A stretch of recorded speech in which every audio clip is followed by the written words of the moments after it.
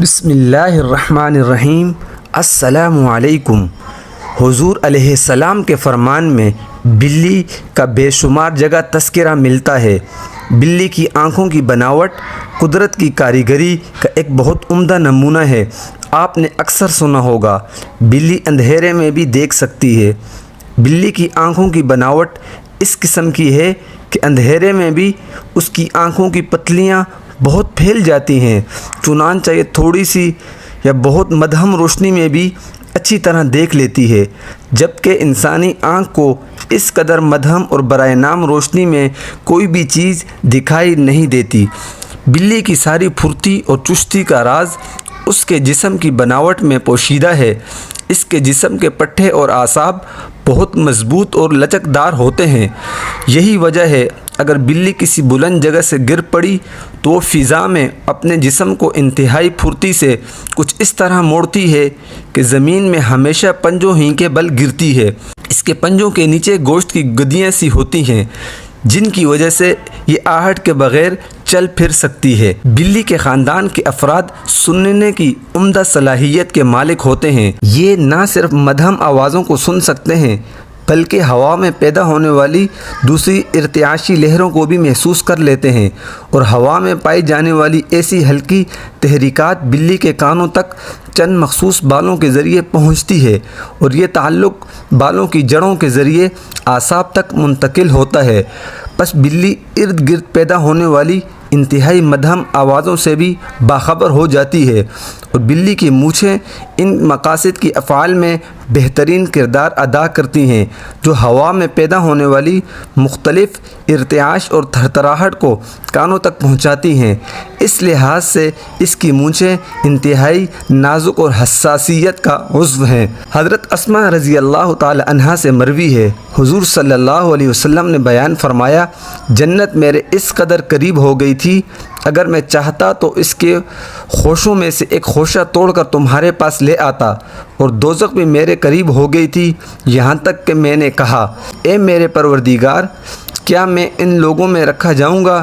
اچانک ایک عورت پر نظر پڑی جس کو ایک بلی پنجے مار رہی تھی، تو میں نے اس کا حال پوچھا تو لوگوں نے کہا، اس عورت نے بلی کو باندھے رکھا تھا یہاں تک کہ وہ بھوک اور پیاس سے مر گئی، نہ ہی اس کو کھلایا اور نہ ہی پلایا اور نہ ہی اسے چھوڑا تاکہ وہ خود کہیں سے کھا پی لیتی۔ اور حضرت جابر رضی اللہ تعالی عنہ سے روایت ہے، نبی کریم صلی اللہ علیہ وسلم نے بلی کا گوشت اور اس کی قیمت کھانے سے منع فرمایا ہے۔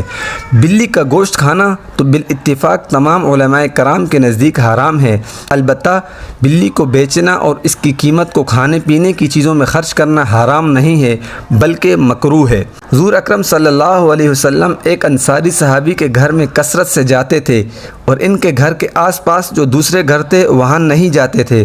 ان لوگوں نے آپ علیہ السلام سے شکایت کی، آپ علیہ السلام ان صحابی کے گھر تو جاتے ہیں، ہمارے گھر نہیں آتے۔ تو آپ علیہ السلام نے فرمایا، تمہارے گھروں میں کتا موجود ہے، اس وجہ سے میں نہیں آتا۔ یہ سن کر ان لوگوں نے کہا، ان کے گھر میں بھی تو بلی موجود ہے، پھر آپ علیہ السلام وہاں کیوں جاتے ہیں؟ تو آپ علیہ السلام نے ارشاد فرمایا، بلی تو ایک درندہ ہے، دونوں کا ایک حکم نہیں ہے۔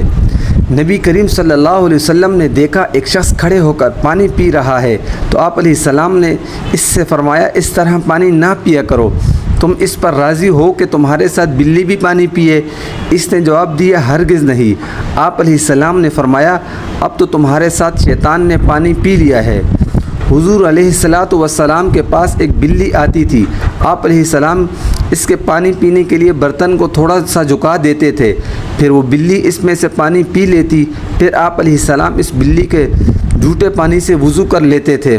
ایک مرتبہ آپ علیہ السلام نماز میں مشغول تھے، اچانک ایک بلی کی شکل میں شیطان آیا۔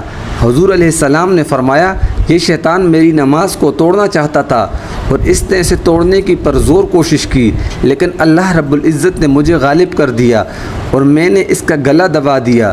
میری خواہش تھی صبح تم لوگوں کو دکھانے کے واسطے اسے کسی مسجد کے ستون کے ساتھ باندھ دوں، لیکن مجھے اس وقت اپنے بھائی حضرت سلیمان علیہ السلام کی یہ دعا یاد آئی، رب اغفر لی وہب لی ملکا لا ينبغی لأحد من بعدی۔ حضرت ابن عباس رضی اللہ تعالی تعالی عنہما فرماتے ہیں حضرت نوح علیہ السلام کو کشتی تیار کرنے میں 2 سال کا عرصہ لگا، اور اس کشتی کا طول 300 ہاتھ کے بقدر اور عرض 50 ہاتھ اور بلندی 30 ہاتھ تھی۔ نیچے کی منزل میں جنگلی جانور، درندے، حشرات الارض کو رکھا گیا تھا، اور درمیانی منزل میں سواری کے جانور اور چوپائے تھے، اور اوپر والے حصے میں حضرت نوح علیہ السلام اپنے ساتھیوں اور سامان کے ساتھ تشریف فرما تھے۔ کشتی میں بہت زیادہ گندگی وغیرہ جمع ہو گیا تو اللہ تعالیٰ نے حضرت نوح علیہ السلام کو ہاتھی کی دم دبانے کا حکم دیا، جس کے نتیجے میں ایک سور اور ایک سورنی برآمد ہوئے، اور ان دونوں نے نکلتے ہی کشتی میں موجود تمام غلاظت کو کھا کر صاف کر دیا۔ اس طرح جب چوہا کشتی کے کنارے پر آ کر اس کے لنگر کی رسیوں کو کاٹنے لگا تو اللہ تعالیٰ نے حضرت نوح علیہ السلام کو حکم دیا شیر کی دونوں آنکھوں کے درمیان چوٹ ماریں۔ حضرت نوح علیہ السلام نے ایسا ہی کیا، جس سے ایک بلّا اور ایک بلی نکلی، اور ان دونوں نے چوہے پر حملے کر کے اس کو رسی کاٹنے سے روک دیا۔ بلی کو سردی سے بچانے پر بخشش۔ امام کمال الدین دیامری رحمۃ اللہ علیہ نے حیات الحیوان میں بیان کیا ہے، حضرت شیخ بلخی رحمۃ اللہ علیہ خواب میں وفات کے بعد کسی نے پوچھا کہ اللہ تعالیٰ نے آپ کے ساتھ کیا معاملہ کیا؟ انہوں نے کہا مجھے اپنے سامنے کھڑا کیا اور ارشاد فرمایا کیا تم جانتے ہو کہ میں نے تمہیں کیوں بخش دیا؟ میں نے اپنے نماز روزے کو ذکر کیا، ارشاد فرمایا کیا تمہیں فلاں روز کا واقعہ یاد ہے جب تم بغداد کے کوچہ میں جا رہے تھے، نہایت سردی کے دنوں میں تمہیں ایک بلی نظر آئی، تم نے اسے اپنی پوستین میں رکھ لیا؟ انہوں نے کہا ہاں یاد ہے، ارشاد فرمایا اسی وجہ سے میں نے تمہیں بخش دیا۔ طبقات ابن سبکی رحمۃ اللہ علیہ میں ہے، حضرت شیخ احمد رفاعی رحمۃ اللہ علیہ ایک مرتبہ جمعہ کے روز سو رہے تھے، ایک بلی آ کر ان کی آستین پر سو گئی۔ آپ رحمۃ اللہ علیہ نماز کے لیے بیدار ہوئے تو آپ نے اپنی آستین کاٹ ڈالی اور اسے نہ اٹھایا۔ جب آپ رحمۃ اللہ علیہ نماز سے فارغ ہوئے تو بلی چلی گئی تھی، آپ نے پھر اپنی آستین جوڑ دی۔